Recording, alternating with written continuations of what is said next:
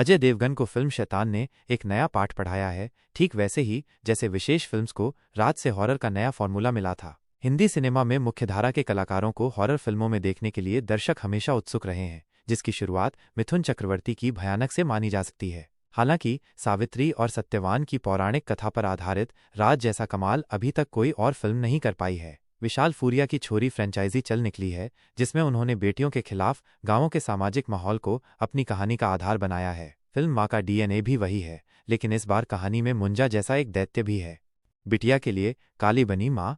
नवरात्रि में दुर्गा सप्तशती का पाठ करने वाले जानते हैं कि शक्ति का काली स्वरूप क्या है, क्यों है, और प्रकृति में सज्जन और दुर्जन के संतुलन के लिए कितना जरूरी है। रक्तबीज की कहानी भी इसी संदर्भ में खूब सुनी सुनाई जाती है। विशाल फूरिया ने साइवन क्वाद्रस, आमिर खान और अजित जगताप के साथ मिलकर इसी कहानी के आसपास बंगाल के चंद्रपुर नामक काल्पनिक गांव में एक अलग संसार रचा है। कहानी 4 दशक पहले शुरू होती है, जब कन्याओं की बलि दे दी जाती थी। यह बलि भले ही यहाँ शब्दश हो, लेकिन गांव देहात में बेटियों को जन्मते ही मार देने के तमाम तरीके रहे हैं। काजोल यहाँ उस बिटिया की माँ बनी है, जिससे उसकी बुआ की बलि के तार जुड़ते हैं। उसके पिता और उनकी बहन की ये कहानी क्या है, क्यों जन्मते ही उसकी बलि दे दी गई, अब ये माँ बेटी क्यों चंद्रपुर वापस पहुंची हैं, और घर के मुखिया का क्या होता है। ये सब एक थ्रिलर कहानी के अलग अलग अवयव हैं। फिल्म का प्रचार हॉरर फिल्म की तरह किया गया है, जिसके चलते दर्शक सीन दर सीन किसी न किसी तरह के जंप स्केयर की राह तकते रहते हैं, लेकिन क्लाइमैक्स से ठीक पहले तक मामला ऐसा कुछ है नहीं।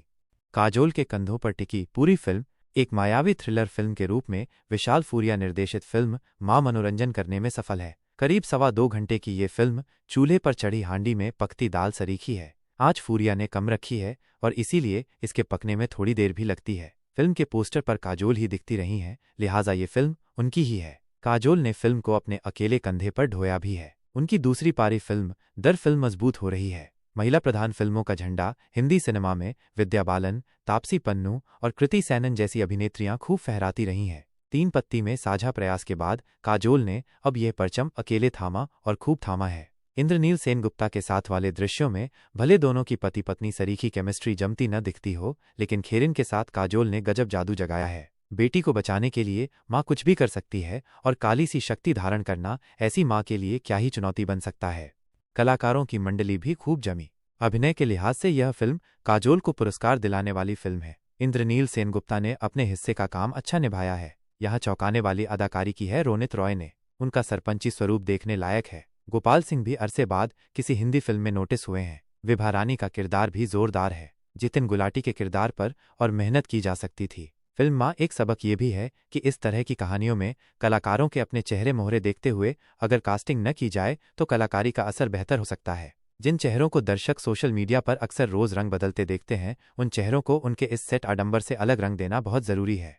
विजुअल इफेक्ट्स में मार खा गई फिल्म माँ को जमाने में जितनी मेहनत काजोल और विशाल फूरिया ने की है, उतनी मेहनत इसकी राइटिंग टीम की यहाँ नहीं दिखती। काली और रक्तबीज का संदर्भ और मजबूती से यहाँ स्थापित किया जा सकता था, और इसके लिए फिल्म को बंगाल की पृष्ठभूमि में ले जाने की जरूरत ही नहीं थी। खामखा कलाकार जबरदस्ती की बंगाली बोलते पकड़े जाते हैं। इस बड़ी कमी को फिल्म के DOP पुष्कर सिंह और एडिटर संदीप फ्रांसिस अपनी कुशलता से ढकने की आखिर तक कोशिश करते नजर आते हैं। फिल्म का सबसे बड़ा सबक इसके निर्माता अजय देवगन के लिए है, और वो ये कि उन्हें अपनी ग्राफिक्स कंपनी NYVFX वाला के लिए कुछ ऐसे युवा ग्राफिक्स आर्टिस्ट रखने चाहिए जो विश्वस्तरीय विजुअल इफेक्ट्स बना सकें।